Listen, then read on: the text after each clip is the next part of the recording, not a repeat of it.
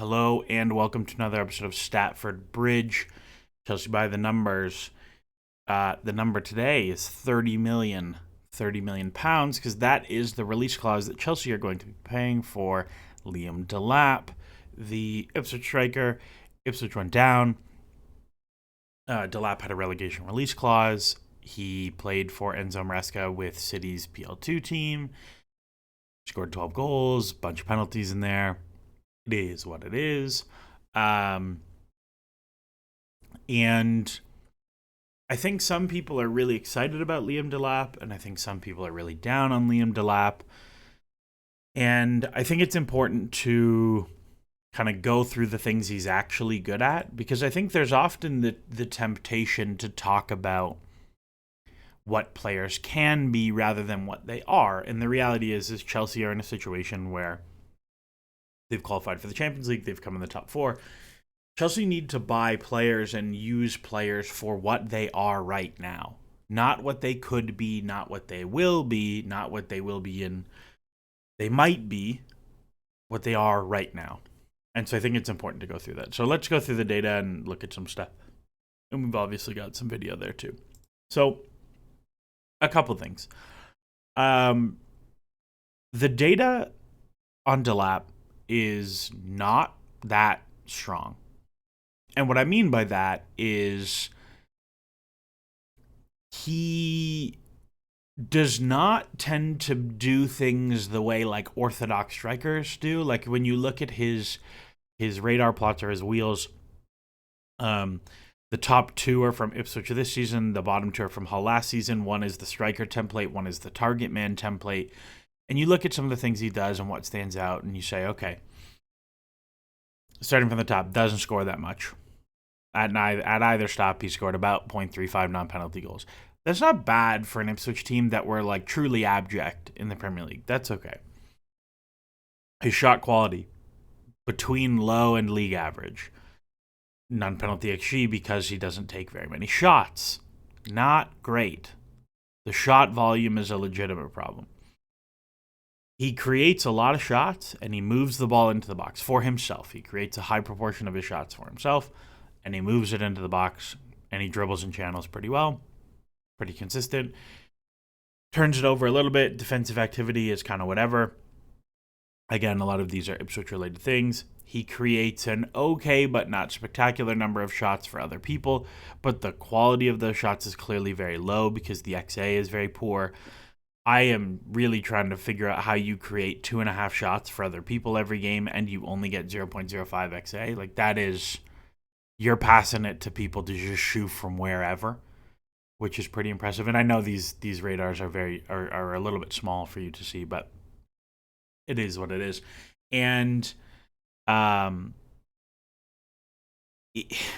you know, the thing that stands out from the radars is like, okay, this guy can move the ball into the box and he can create shots for himself. So let's watch some of the dribbling stuff and see what's going on there. So if you look, you will see Delap in this like left channel all the time. He very much skews the left channel over the right channel. Nico Jackson is similar. He's right-footed. It's not all that shocking. But he only has like one skill to create separation, and it's this like drag touch that he does. You will see it a lot where he opens up and then he closes the hips. When he tries to dribble inside with his right foot, he's not nearly as effective. Sometimes he'll bumble his way through and can kind of like release other guys, but for the most part it's like this drag touch here onto his left foot. Or you'll see again against Trev, drag touch to your left foot. Like, that's the thing he's very much trying to do, is I'm going to drag touch, and then I'm going to get my body in the way, and I'm going to win free kicks, or I'm going to win throw-ins, or I'm going to try and do whatever I can, or I'm going to win corners. Sometimes, because he is quite strong, he is able to go past guys in these situations, even though he's not that fast. So he's not like he's not going to rinse guys in the channel. Like, this is not Pique Aguero or Torres or anything like that.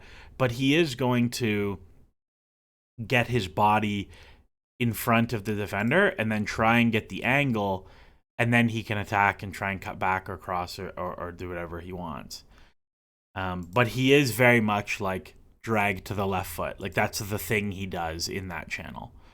And when he goes inside, it's usually for a shot from distance that is very ineffective.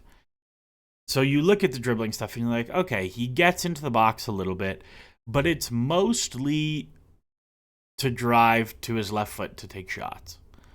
So like, is this guy getting good shots? Is he getting lots of shots? Let's see. And if you look at the data that we have available for him across 2 championship seasons and a Premier League season, it's not great. He is effective at turning his touches into the box into shots. So like his shot to box touch ratio is 0.63 with Ipswich, it was 0.55 with Hull. That's like fine, right? For someone who plays for a poor team, you will see in a lot of these clips, like he is very snapshotty. He is going to receive the ball in the box and he's going to get the shot off as quickly as possible. He's quite good at attacking crosses. That is definitely a thing in his game. But the shot volume is pretty low. The non-penalty expected goals per shot is pretty low. He's only like a 2.5 shot per game guy. And again, you have to be mindful of the team strength here, that like Ipswich were like a minus 30 expected goal difference team. Like they were just not good. And when we look at it and you're like, okay, but he does a good amount of shot creation for himself and he can move it into the box. It's like, yeah, that's true, but these are not good opportunities, right? Like, we are not signing Liam Delap to get the ball in the channel and dribble into the box. Like, that is explicitly not his job, right? That is not why he is doing this. And it's there. He had 11 headed shots this year. He had 5 the year previously. He takes something like 20% of his shots with his left foot. He scores at a decent rate with his left foot. Like, he is actually not at all bad finishing with both feet. He ran quite high. He ran quite hot on his expected goals this year. Dimitri has him at 10 from 10.2. Other models have him at like quite a bit higher than that. But he was like somewhat negative the season before that, and he was much more negative the season before that. He ran quite hot in PL2. There's not really any evidence like, oh yeah, he's only 10 XG, but he's going to get you 14 goals. Like, he's definitely not that guy in terms of shooting. But it is a profile that you look and you're like, okay, if he's going to take every 2 box touches and turn it into a shot, or every 3 box touches is going to turn into 2 shots, that is a profile that should scale from a weaker team to a better team. Whereas, like, if you looked at, like, Gyökeres is, like, 10 box touches a game for 4 or 3 shots, 3.5 box shots or something like that, 3 box shots. So you're like, okay, is he 3 touches per shot? Like, that's going to be tough to get with a bad team. Like on Ipswich, he's taking 1 shot a game, and like all of a sudden you don't care about this guy at all. So I think the finishing stuff, like, he hits the ball very hard, which is very aesthetically pleasing, but I think it's pretty important to like not get caught up in that. The other thing when we're talking about shooting is like just the volume is so low, like 2.3, 2.6, 2.3. It was much higher in PL2 for a much stronger team. That is very much true. I think you just got to be a little bit cognizant of what that means. Again, do I think that would scale up and he would be better at Chelsea? Yes. But it is like a little red flag that's sitting there. And there's a little bit of penalty error in those goal numbers, nonetheless. And the last one is that there's kind of 2 prongs. One, he has very poor shot selection. He throws away. So Liam Delap took 67-ish shots this year, which is not very many. But he also threw away 1, 2, 3, 4, 5, 6, 7, 8, 9, 10, 11, 12, 13, 14, 15, 16, 17, 18 shots from outside the box. 1 of them, I think, went in. Maybe 2. I think just 1. And it's like, that's just not... Okay, that's not worth it. That's really, really so deeply not worth it. So Not great. Now, again, I think some of that I can chalk up to Ipswich were terrible. And if I had a terrible team and I was like, okay, I'm free, I can finally shoot, I would also shoot. Uh, but I think that shot selection piece is like a big thing for his scalability to Chelsea that like, ugh, you really don't like it. The other part of this is when we talk about the shot creation, the self shot creation. The thing that stood out the most to me in the video is that Delap does a very poor job of creating separation before he shoots when he is dribbling. And even when he's not dribbling, even when he's just like receive and then shoot. If he is not shooting first time, he does not have the technical coordination to create separation and then shoot. Like, and one of the things that comes up here when we talk about finishing, right? Like a lot of times it gets boiled down to how many goals did you score? What was your non-penalty XG, right? And a lot of that is like just how good do you shoot to the ball. And we talked about this with like Ekatike before, that like Ekatike had a bad finishing this year purely in terms of goal minus XG. But when you look over his career, he's probably fine and blah, blah, blah, blah. But one of the things to keep in mind is all the pre-shot stuff that when you watch, you think about as finishing. So Raheem Sterling, for example, is about an almost average finisher over his career when you look at goals minus expected goals. Nobody in their right mind would say Raheem Sterling is a good finisher or an average finisher. We would all say he is a worse than average finisher. And a big part of that is that he does a whole bunch of stuff pre-shot that reduce the chance of him scoring before he even kicks the ball. I think Delap can be guilty of the same. He is unable to create separation and is shooting at blocks that are always going to happen that other players might turn out of and release or connect the pass or might try to work the space a little bit more or whatever it is. Let's watch some video, but I think you'll see that stand out pretty clearly. So you see the shift, left foot, blocked. You see him cut inside from distance, blocked. You see him get a nice little transition. This is a lot of the stuff I'm talking about with like, this is a like very valuable transition for you as Ipswich. Like you are 3v3 on the last line. Like yes, you have a trailing defender, but you are 3v3. You cannot settle for this shot. Like that is truly abhorrent.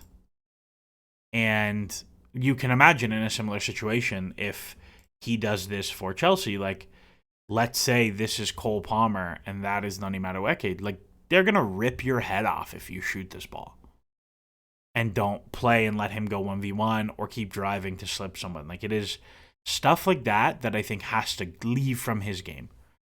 Here's another one. He gets wide, shot from a pretty bad angle. Another one, bad shot decision. Another one, I don't mind that one. Another one that gets blocked because there's no separation. Another one that gets blocked because there's no separation. Not bad.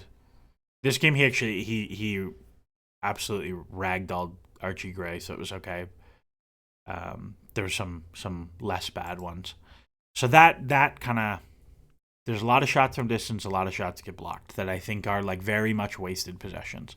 And that's, to be fair, like that is a thing that I dislike about Nico Jackson's game as well. He's second here. He gets a lot of shots blocked. He's not great at creating separation on the dribble. And that's a problem. That's a bad thing. What he is very good at is attacking crosses. He, when he gets the opportunity to attack things first time, is very good at it. If I go back to this one again, like his timing on leaps is pretty good. His ability to like go from the blind side of a defender to attack gaps is pretty good. His willingness to get across players or to back out for loose balls is quite good. Like he's legit as a cross attacker. He does this a lot. He scored a few goals this season where he will sit offside and then pop back onside to attack something. He also very much has, you can kind of see it on this one, he has this like hop step where he's like, I'm anticipating. It's like Ooh, I'm anticipating. That's his thing of like, okay, I might go for this. But the box movement stuff and like crashing the near post and attacking crosses, that stuff is pretty good.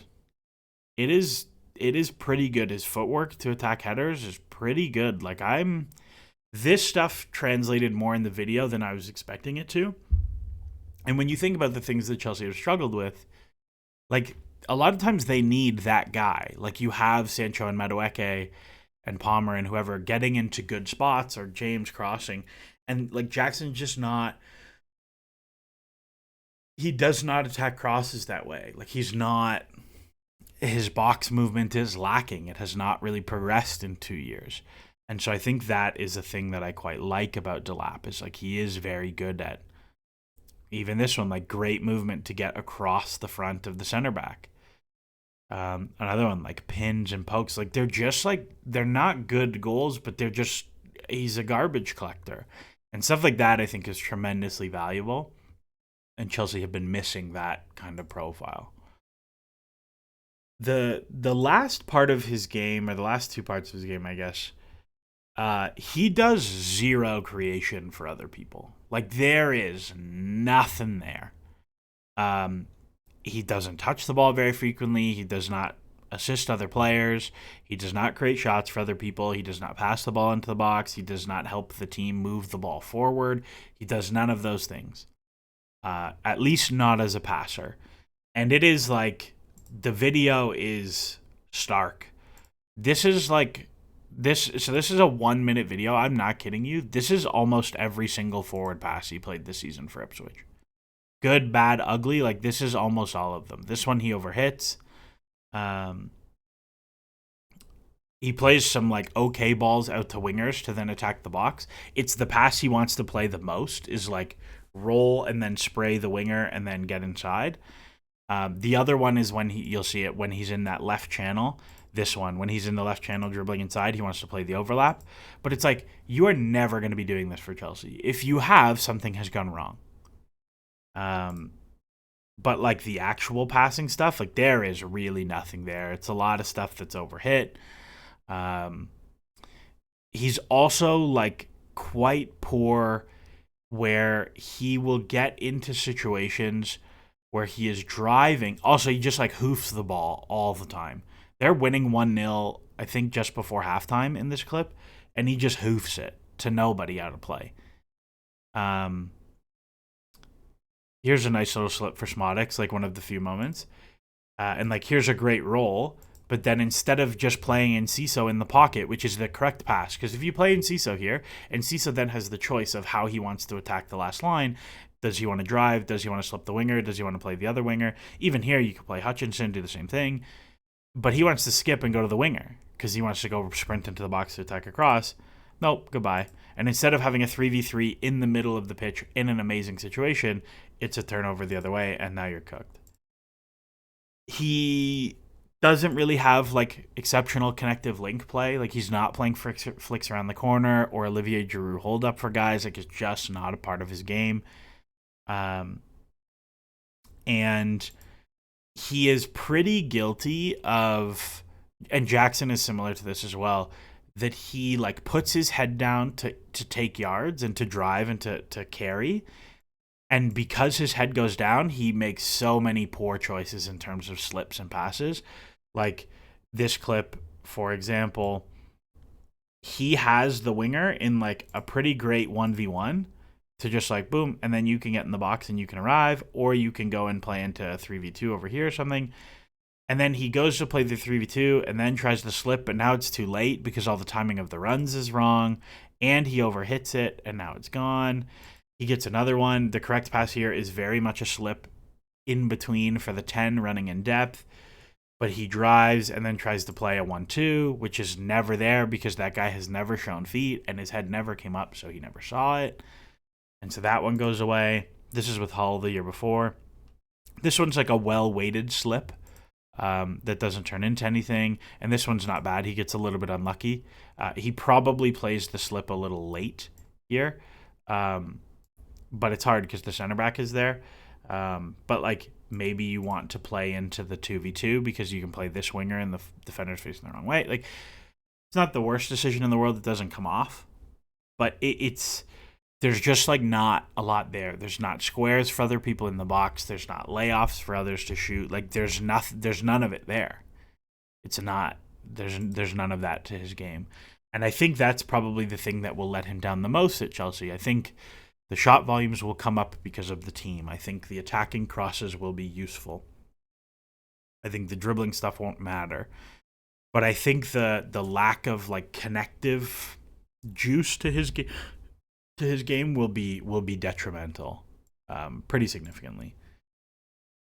And then the last part to talk about is the hold up game and the shithouse game, and I think this is probably the biggest thing he brings to Chelsea, other than the cross attacking, where you know he has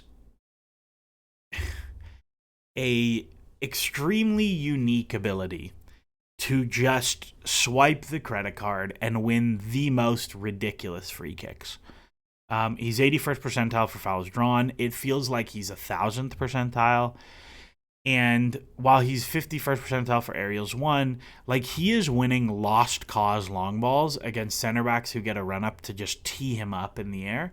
And he does a pretty good job. And I think if you look, one of the things that hurt Chelsea a lot this season is that when Jackson wasn't on the pitch, they had zero ability to play direct into a striker to play through a press. If it was Neto, if it was George, if it was Nkunku, you just could not play direct into the 9 and make it stick and deal with it. And I think actually Delap does that side of things quite well, and it shows up in the data as well. So if you look at some of the fouls and stuff he's drawn, like rolls Ricardo Pereira there, wins a free kick, like swipes the credit card against Joe O'Brien, wins a free kick. Another one against Branthwaite, wins a free kick. On the edge of the box against Newcastle, wins the softest free kick you'll ever see from Tonali, but he wins them every time. Like he's just so good at like, I'm not moving anymore, you can push me, and then when you push him, just like, actually my legs don't work. My legs have never worked. I don't know why you would push a guy whose legs don't work. And then he falls over and wins all of these free kicks. Like there's one against Tonali. Here's another one that he wins one off of Trippier. Here's one he wins in the air. Here's one he wins against Menetzi. Like here's one he wins against Menetzi again. Like he just like swipes the credit card and just takes a little push from the back. Oh, here's one from Bournemouth. Yep. All right. No counter press. Here's our free kick. Oh, there's one from Dean Huijsen. My legs just gave out. I'm holding it up, and like this is a bad situation. I don't have anyone to lay off to. We're not getting a transition. Actually, I think you fouled me, sir. And he's very, very, very good at it. And he's very good at like getting his legs in the way and just like dropping in a convincing way. And in a way, like Jackson doesn't get that call. And he's very, very good at it. And it's a useful skill to have. Like we saw how often Diego Costa or Drogba won free kicks, and that gets you out of pressure and blah, blah, blah, blah, blah, blah. The second half of this is like the aerial stuff is pretty good. Like here he is against Brentford, big hopeless long ball against the center back, makes it stick. Here's another one against Huijsen, flick on into midfield. Against Palace, wins a flick on. Against United, flick on into Amari Hutchinson to start an attack. Flick on against Spurs to create a really dangerous chance. Big header win against Spurs to create a dangerous chance. Like his timing to go up in the air is pretty good, and he's very good at especially if you look at the last two clips, at giving himself room to win it. So like you look at the first clip, he comes in, bumps the defensive midfielder out of the way, so he has his pocket, and then just helps it on with a little flick. And then if you watch the next one, he pulls wider, so then he has time to get up and go leap for it, and then come and bring it inside. And his leaping ability is quite good. So ultimately, like where does all of that leave him for me? I think that if you want him to come in and be your star striker who plays every game and scores you 25 goals a year, that is not what Liam Delap is going to be. He may be that in the future. I would bet against it. I don't think he has the shot volume or the shot selection currently. That can change, but I think currently he does not have the shot volume or the shot selection to be like a real prolific goal scorer at Chelsea. But I do think his physical profile, his ability to win headers, his ability to win fouls, his ability to attack crosses is one that Chelsea very much lacked in the 24-25 season. And, we'd spoken a lot about getting a backup nine, a journeyman cheap 28-year-old backup nine to just attack crosses and flick balls on and like to come on as a sub and to start the odd game and to do that. And I think Delap will do that very well. And for 30 million, it's a little bit rich for that role. But if you can kind of talk yourself into, okay, he could be much better than that.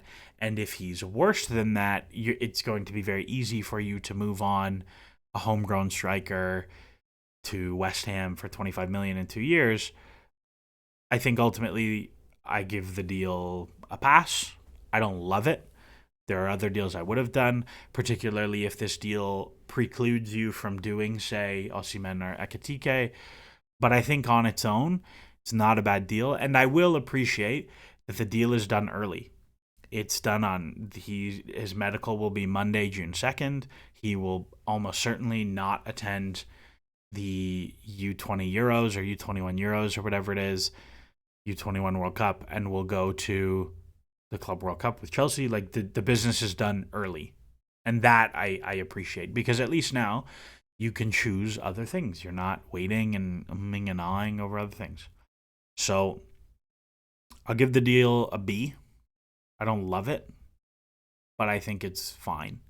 And I think getting it done early is good. So I'll give it a B. And that's where I'm at.